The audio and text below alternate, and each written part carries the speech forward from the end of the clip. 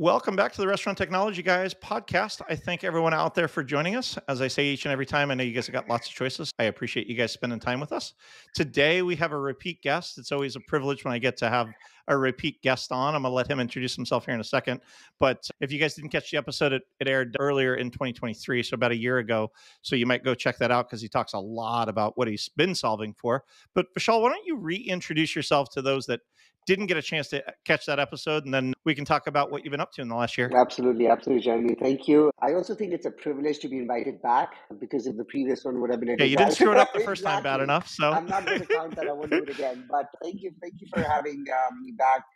I'm Vishal. I'm the founder and CEO of ItsACheckmate. What we do is integrate digital ordering channels to the POS systems and the core systems of the restaurants. Today, as we understand, the digital channels as a whole are exploding. You can obviously have your first party ordering experience. You can have your third party ordering experience. But now you have a kiosk and you can order through CarPlay. You can order from your Apple Watch and Facebook Messenger. All of these are considered drive-through, phone ordering, right? All of these are considered digital channels. What we are solving for at ItsACheckmate is a restaurant operator should be able to make their menu and their presence available in all of those channels without burning their operation to the ground. That's what we are solving for. We work with some of the largest brands in the industry today, including the likes of Wendy's, Arby's, Sonic, Buffalo Wild Wings, Five Guys, and quite a few others, as well as a local mom and pop shop. As a New York City resident, we have a special place in our heart for them. So working through all of the spectrum and enjoying what we do. So that's from our side, it's a checkmate. I love it. I love it. And for those that didn't listen, you went through it a little bit, but you talk about the explosion of digital ordering, Vishal. I think there's a lot of people that do digital ordering and they think it's just what do you need to really solve for? Because there's really only one channel digitally. It's the website, or it's DoorDash, or it's whatever their preference is. But talk to me about the number of different places that people are getting orders into the point of sale. 10 years ago, quite frankly, or 15 years ago, there might have been a website and there might have been somebody walking into your dining room or walking up to the cashier. There may have been two ordering channels, maybe a third if they were really out there. But now there's lots of places that have 15 or 20. So talk me through what all of those different digital channels are so that people that maybe are, I guess, myopic in their view because they've only got what either they order from or what their restaurant supports. Talk me through all of those different things. You alluded to it earlier, but I think it's important for people to understand where it's at now, and then we can talk in the future about what it's going to look like in 5 or 10 years, because I think it's going to keep going crazy. Yeah, absolutely. And happy to list them out, and some of them may seem like fringe channels. But I just want to remind everyone that DoorDash 7 years ago seemed like a fringe channel.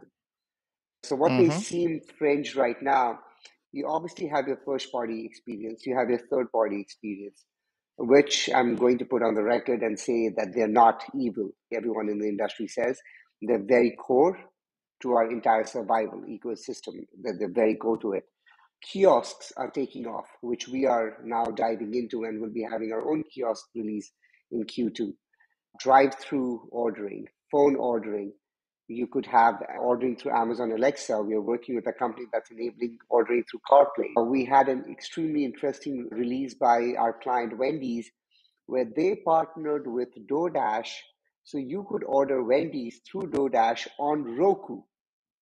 Yep, I heard about that. These are experimentative, but that's how you move the ball forward, by experimenting. 9 will fail, but the one that succeeds is going to make up for all of the others. The explosion of digital channels is happening, right? But Jeremy, what's even more amazing to us is the kind of experimentations now our clients are doing within these within these digital channels, that's making it even more complex to manage their operations. I'll give you an example. You want to encourage people to walk into your store and go to a kiosk instead of going to the POS. So now the brand wants to launch a specific menu for the kiosk with a hidden item. Not a loyalty, not a free item, just a hidden item. Okay, if you go to our kiosk, you'll find a hidden gem there. Great. How do you manage the menu for that one now? We Yeah. just had Super Bowl go through. We have March Madness coming up. Brands, like the kind of national brands we work with, organize their campaigns around these events. So, hey, if Hmm. you order this during the Super Bowl weekend, you get this free. Or during March Madness, we have this special offer. We have a large brand, and I can't mention what kind of promotion they're running, but it's a very interesting celebrity endorsed campaign that's going to launch in the next couple of weeks. So it's not just about digital channels and its explosion, but the ability to experiment on those digital channels, to be able to run Yeah. exclusive offers, to do special promos, and tie that back to the ROI. I think that's the most fun and amazing part that we're working with very large brands on at scale and developing the infrastructure to do that very efficiently. So that's very exciting for us. And one of the things that I want to double click on is really the idea that the more I talk with people, the more they talk about trying to be where their consumers Yes. are. And sometimes that consumer is inside of a video game. I Sometimes forgot that to consumer mention is that. watching Yes. YouTube. Yeah, sometimes people are watching YouTube. Some people are watching Roku. Some people are watching Hulu. Some people are watching. You think about the different mediums by which we're consuming data. I don't know, 40 years ago, there was 4 channels and you got to place a national ad on one of those 4 channels and you got a bunch of eyeballs. And now those eyeballs have been split. And so now how not only do I advertise to them, but now how do I have a CTA? The only way you can have a CTA and capture that digital order through that is to have it integrated back to your systems. Talk to me a little bit about how you guys are thinking about that, because I think enabling all of these different methodologies where you're at is really critical to this timing and what consumers truly are looking for. And if you can't offer it, they're going to go somewhere where they will offer it. 100%. I come from an e-commerce retail background, and I think this phrase that you just mentioned, that you have to be present where your customers are, was true there a long time ago. And I think it's now getting prevalent in the restaurant industry as well. If you're literally in Yep. the middle of a video game and it is 2:30 p.m., I'm a big fan of this, Or as a video or gamer, or or, as a video or gamer, it yeah, might be 2:30 or a.m. a.m. I'm a big fan of the show, The Big Bang Theory, and Uh-huh. we are creatures of our habit. Some a little more Hmm. extreme than the others, sure, but we are all creatures of our habit. So if it's a Thursday night at 2:30 a.m., like you mentioned, I know where I'm going to order from and what am I craving. The Hmm. ability to Yep. give you the option to order right then and there is fabulous. But we at It's a Checkmate, we've been very focused that we are trying to solve the problems for the restaurant operators. Hmm. In doing so, the customer, the end user, the customer experience does get better. But how can we make this better for the restaurant operators? To your point, sure, the customer can order a burger, delicious Five Guys burger while playing a video game. But it's no use if that results in 7 tablets being laid out on the counter and then the operator having to make from there. Then the juice is not worth the squeeze. Yep. But Yeah, and we talked about it. We talked about even the guest experience if you don't do it properly. I'll sure, let yeah, you keep no, going, no, but you're right. I think it's so critical for people to understand that yes, that's great that you have the ability for your consumer to interact with your brand, but if it tarnishes your brand when they actually do order it, it was worthless because you're only going to get that one bite at the apple Yeah. versus potentially getting the multiple. So I'll let you No, on you're on exactly how right. you guys think about tech, because I think it's important to think about the tech and how does it operationalize? How does it get into the POS? How does it load balance? How does it make sure that you're able to take that order at 2:30 in the morning and produce it at the level that you need to? Yeah. So keep going on that thread if you wouldn't No, mind. absolutely. To add to what you were saying, if you enable that order taking at 2:30 a.m. but don't deliver the food, it's a net negative because that person is going to talk about it. Hmm. So you've just not lost that one customer, you've lost more than that one customer. To us, what is critical is we've talked about ordering at 2:30 a.m. and then we were also looking at our volume right now at 5:30 p.m. this Sunday. And we all know what happened this Sunday at 6 p.m. Hmm. Being able to ensure that your infrastructure supports volume at scale is a given. Like you can't have a downtime. That's just not acceptable, right? Hmm. But imagine being present in all of these channels. Now put on your brand hat. You're an operator. You're present in all of these channels. So you as a marketer have done the best job that you can to put your brand in 20 different channels. And what you've told your kitchen, now your kitchen is freaking out. Are you telling me that Hmm. I'm going to get orders from 20 different channels in 20 different formats?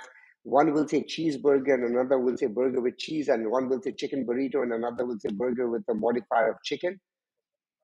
What you can tell them is you don't need to worry about any channel. Every single order is going to print from your POS in that exact same format, and you don't have to worry about where it came from. Obviously, you have to capacitize the chicken, the kitchen, Yeah. otherwise, you are in a soup, literally. But if you make your kitchen operations efficient, making sure that all of the orders coming in are transformed into the same format that your POS understands. And that requires a And what your operations understands, to your and point, not just the kitchen, but it's also what does your operation do, because they have to know that. So no, I keep cutting absolutely. off, No, but I please, think it's please. important. What does your operations do? How does it flow into your accounting system? How does it flow into your inventory system? I think that's where making your brand available on 20 different ordering channels is actually the easier part. Yeah. Yep. What's difficult is managing your kitchen operations, your overall operations to make sure that you can actually service them well. And that's Hmm. what's been so tremendously exciting for us in terms of what we've been working, what we want to put out, and keeping the restaurant operator at the center of everything that we are doing. You can have different perspectives, right? Hey, I want to solve for the customer experience. I want to solve for the accounting person. For us, it's the restaurant operator who basically has his or her hands in multiple different pots trying to solve for technology, for finance, for marketing. That's who we are focusing on. Yep. And I think the other piece of that, Vishal, and I know we talked about it on our last episode, is 20 years ago, and we talked about it a little bit pre-show. When you walked into a dining room, or when you walked into a place, when I walked into a Five Guys, I knew, quite frankly, that I was fifth person in line. I was probably going to have to wait a little bit longer. Digitally, that is completely Out the door. blind to the Yep. consumer. Completely blind to the consumer. Talk to me about how you guys are dealing with capacity management and guest communication as it relates to that, because I think if I know that I've got to wait 20 minutes because I'm standing in line. I live in Texas, and the number one Texas barbecue place is about 30-40 minutes south of me. Me and my coworker waited 3 hours for barbecue one day. I can tell you it was fantastic. But you know what? I knew because there was a huge line and everything online said I was going to be waiting 3 hours. So I wasn't upset when I was waiting 3 hours. But when I go online, if I expect that my burger, because my third party delivery, my first party, whatever, said it would be done in 20 minutes and I'd have my food in 30, and it's an hour and a half later, I'm a dissatisfied user. Talk to me a little bit about what that looks Yeah. like. Fantastic and a very top of mind question. Just for the listeners, we didn't gain this before the call. This is something that's so top of mind. Like we've had multiple conversations. If I brought on my product manager who's working on this right now, your podcast could be 450 minutes. Top of mind, Hmm. freeballing it. Yep. So important to set the expectations right. I live in Yep. New York City. I order delivery food at least 4 to 5 times a week. I know my fries are not going to be piping hot. I know Hmm. sometimes my Yep. coffee will spill, and yes, I order coffee on delivery. Okay. But if you set the right expectations, this is going to take 40 minutes to get to you. As a delivery provider, as a consumer of delivery, I'm okay with that. So we understand that aspect, and we're working really hard to work with various operators, understanding their needs on what they think they can successfully deliver. So, say for example, you as a customer want to order, suddenly you have a $200 order that you want to place. The standard Yep. prep time for a restaurant is 20 minutes. But that's for an average check size of $40, right? So Hmm. you want to let the customer know that this is not going to be 20 minutes, it's going to be more like 45 minutes, right? And then let the customer make that decision of whether to go ahead and order or not before they place that order.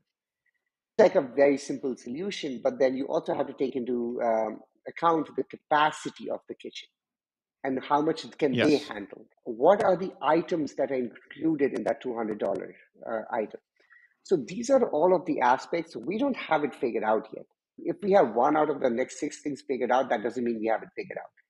But what I can tell you is, especially with us acquiring the first party solution and our philosophy that first party, third party, digital channels, they all work together for the restaurant because Hmm. it's all going into one pipe.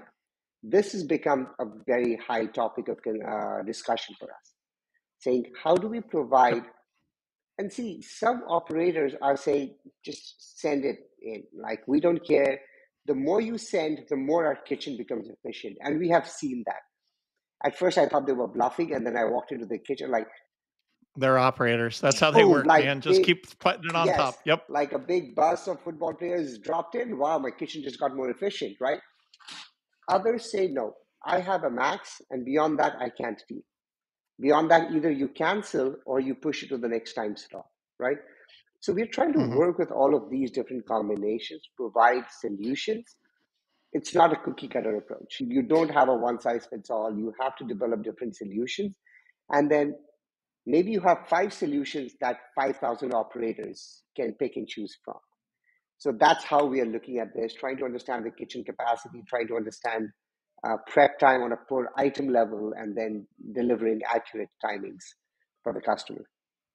And 20 years ago, if I would have called and said I needed a $200 order, number one, the person taking that order would have told them whether they had the capacity. They probably would have given a more accurate quoting time, or they would have said, unfortunately, our kitchen's going to be too busy. You probably should go try a different restaurant in our same vicinity. Sure. In New York City, you might have two stores of the same brand that you're right in between. It might be easier for you to pass off to this other group.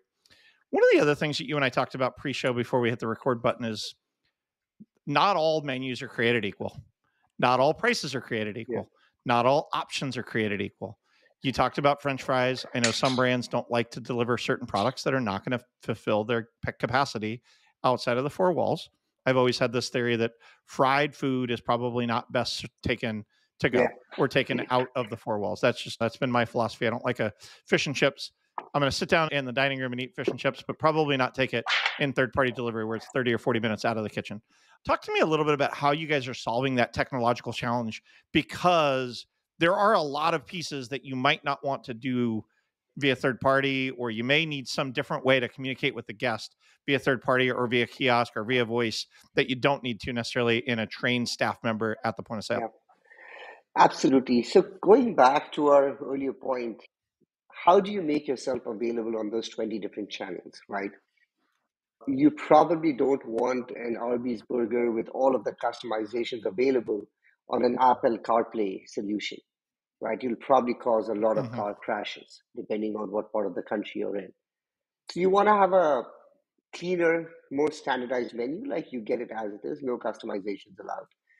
Um, we had a situation where we were working with the multiple franchisees of a large brand, and that brand required all of the franchisees to have at least three drinks out of a recommended of seven, and then you could have Mm-hmm. 3 to 7, any number of combinations, right? So these situations, they're not very dissimilar because they all come back to menu management and the ability to have different items and different structures of menus on different channels. That's what we've been working very hard at solving over the last 1 year is creating is we think POS is the source of truth right now, right? They house the Mm-hmm. menu, excuse me. But how do you capture the menu from the POS and constantly optimize it and tweak it and change the format, change the structure, give different names, and send it out to different channels based on the requirements of those channels. We Yep. also talked about having special unique items on your first party or on your kiosk versus on your third party. And even with third party, here I'm running a huge promo with DoorDash or Uber Eats during March Madness, and I want to have a specific menu for that. So we've been working hard to create this amazing enterprise grade menu management solution that allows a brand to be able to take advantage of all of these options that are being present for them in the present, actually, not even in the future. It's been a challenge because we've taken a lot of feedback, we've listened to a lot of operators, done a lot of pre-scoping calls, and everyone has different requirements and everyone has different scenarios, and you can't do them all. But we do believe that's going to be a solution that's going to help not only be present across multiple channels, but be able to manage them well. Like the initial first push is easy, Jeremy. Like I can just go sign up for 20 different channels. Yep. Later on, when you have to manage it from a menu perspective, from a finance perspective, from a reconciliation perspective, that's where you realize, is it Yeah, really from a worth it? pricing Yeah. perspective, from a and it doesn't give you the flexibility to even do, I want to do this LTO, but I'm trying to drive behavior. I'm trying to drive people to this third party deal. I'm trying to drive them in store. I only offer this item if I come in store, if I order on the Yeah. kiosk and all of that. And so I love that you guys are building these tools that are going to allow the flexibility because at the end of the day, the operators, while you talk about it not being a evil empire, the third parties, which I would 100% agree with, they don't necessarily make it easy because they're very large companies and they say do it my way or don't do it at all.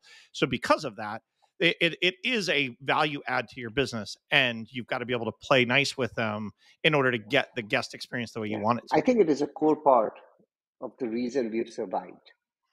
There is a Hmm. disconnect in how the operators want to do it and how maybe the third parties want to do it.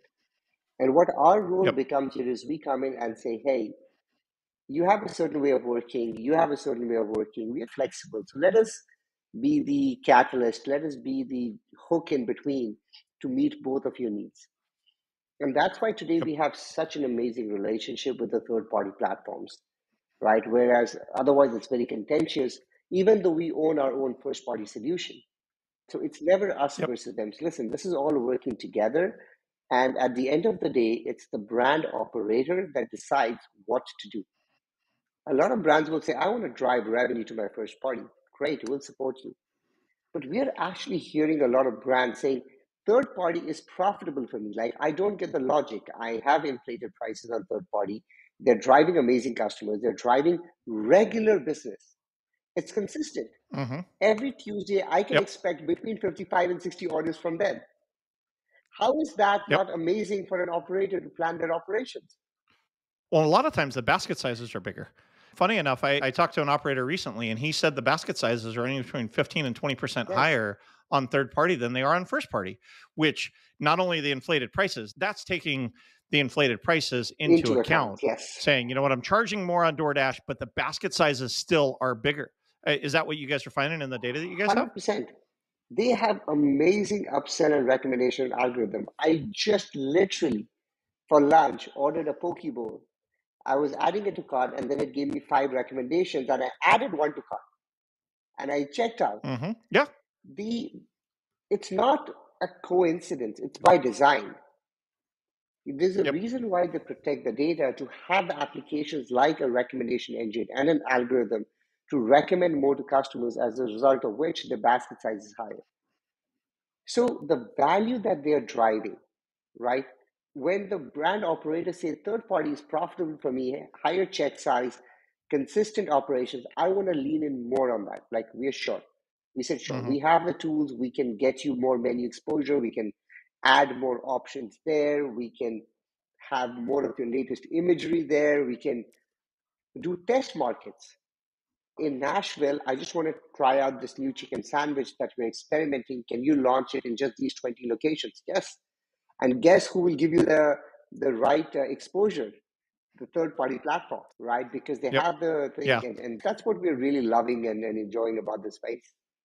One or two other threads, Vishal, you alluded to it earlier. Since we last talked, you guys have picked up a first party ordering.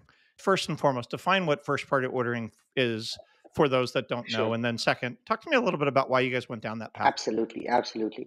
First party ordering, for example, if you go to one of our customers, farmerboys.com, and you want to order directly from there. It's a fantastic Southern California brand for those who don't know. I miss it. I moved to Texas. I used to eat it all the You time. So did. sorry, I'll let you keep You going. did. Oh, I did. I grew up on Farmer Boys, and there That's was one right next to my amazing. house. So I'm very familiar with it. I will share this with them when I speak with them next week. We speak every week. When you go to their site and you order directly from there, that's a first party experience. So it's on the Okay. web, it's on the mobile app. We're releasing the mobile app shortly. Fantastic custom branded experience. So it really looks like their website. It reflects the true identity of their brand. We actually rolled out scan and pay at table with them very recently. and just a very good native ordering experience. So that's what we've recently purchased. Why we went down this route is it's very easy for SaaS solution providers to talk enterprise. But what Hmm. happened with us was we rolled out with Wendy's and Sonic in 2022. And those were large scale deployments over 10,000 locations and over a few weeks.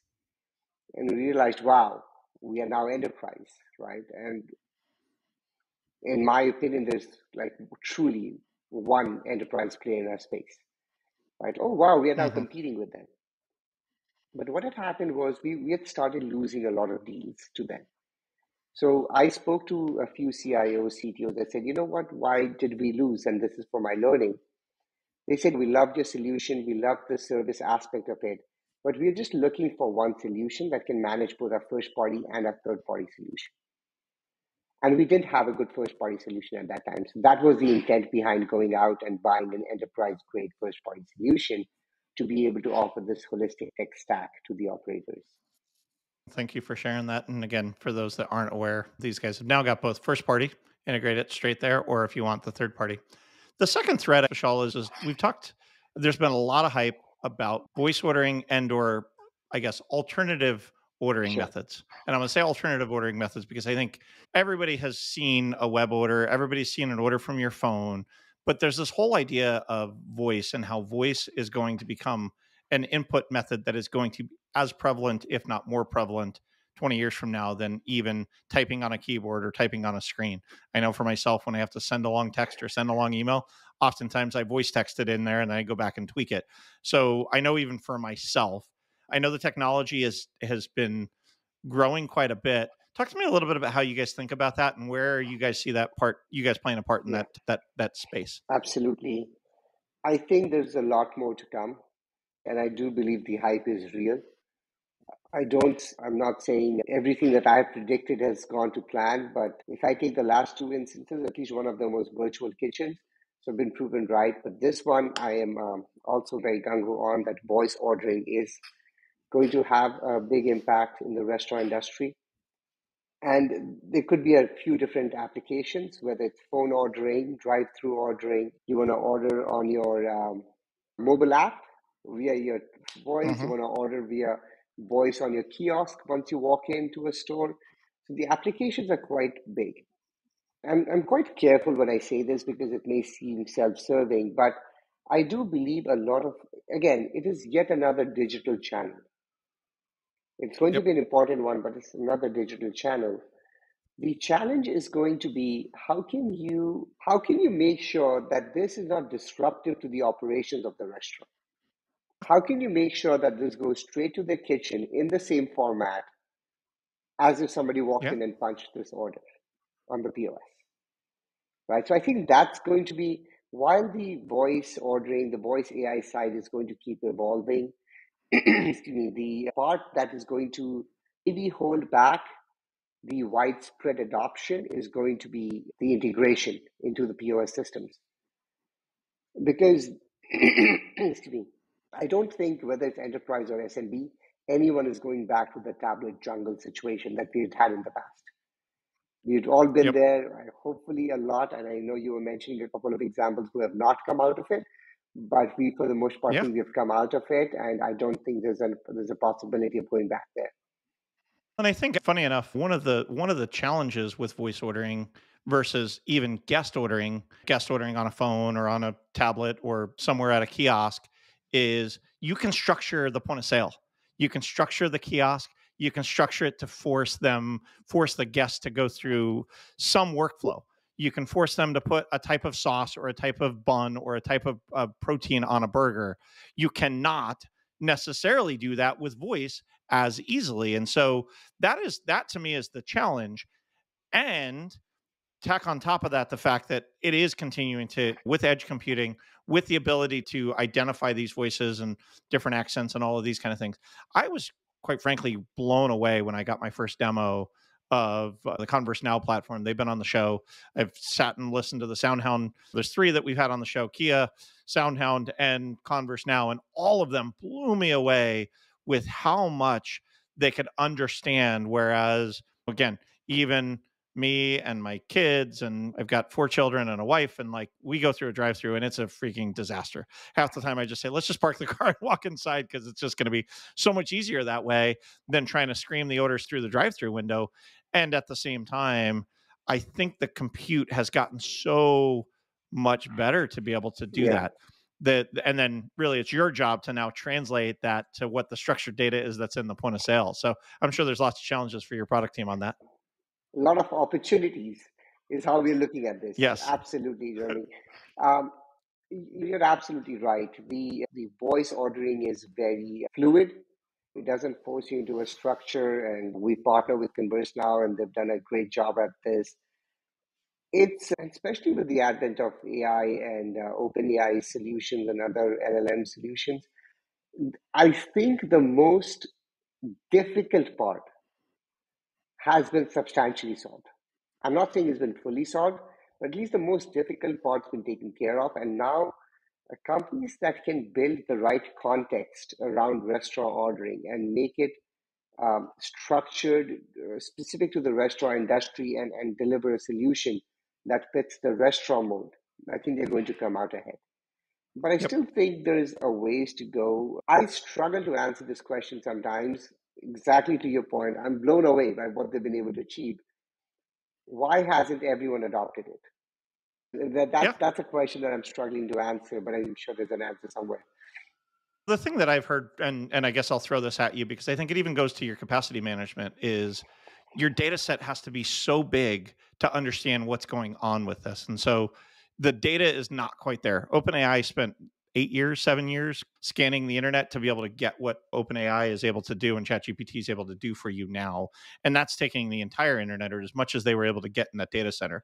If you're a single one off pizza place, you only have so many orders that come through. And you only have so many that come in that different format. And to me, the reason why I think it hasn't gotten the widest spread adoption ultimately is because the data set is not big enough yet to be able to know that I'm going to say pep versus you're going to say pepperoni for that pizza today, and then training that AI. Same thing in computer vision. I think computer vision is just going to change the way we do business in the restaurants, but the data set's not quite there yet. Yeah, I guess I'd love to get your opinion on that. I think that's fair. I think that's fair. And again, in terms of data set, that's what I meant when I said taking the building the final solution on top of an OpenAI or other LLM solutions has to some extent solved that problem. Because even though Hmm. it's not specific to restaurant industry, pep versus pepperoni and a burger and a cheeseburger, they're said pretty commonly across the board. But again, it's not a fully solved problem. And we're working with some very interesting companies to see how we can get this closer to I wouldn't say mass adoption, but at least a more generic adoption. And I think you said it. The amount of digital channels is only going to continue to grow, and I think it's only going to continue. People are going to expect it. They expect it from Amazon. They expect it from Google. They expect it from Apple. They are going to expect it from Five Guys and from all of these different Right. brands. Vishal, for those that are out there that are listening, they want to know how to learn more about how to do what you guys are doing. Tell me more about how do they get connected with your team? How do they get connected with you? What does it look like if they decide they want to get? They're still one of those laggards. They've still got what I call tablet hell.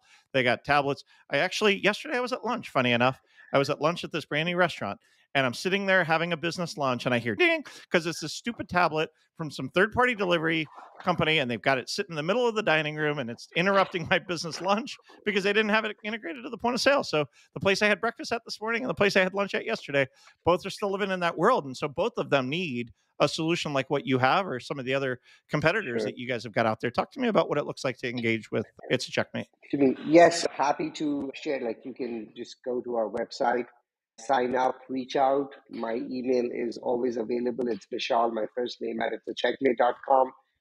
We believe what we've created a really seamless onboarding experience, even for the smallest of customers. For enterprise customers, obviously get a dedicated team, but even for SMB customers, it's a really good. I want to be very clear. It's not a self-service solution. We tech people like to Yep. live in this utopian world where we like to think we can create a solution and everybody go help yourself. That's not where we're at. We learned this the hard way. We have a place where you can fill out most of the information yourself.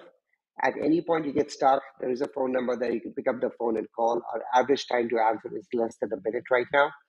So very easy to get connected, very easy to get onboarded. We have a month-to-month contract, no long-term contract, no setup fee. So try us out for a month. If you don't like it, always disconnect. There's nothing that you've got to lose. Yeah, that's what we offer, and very, like you say, zero risk option here.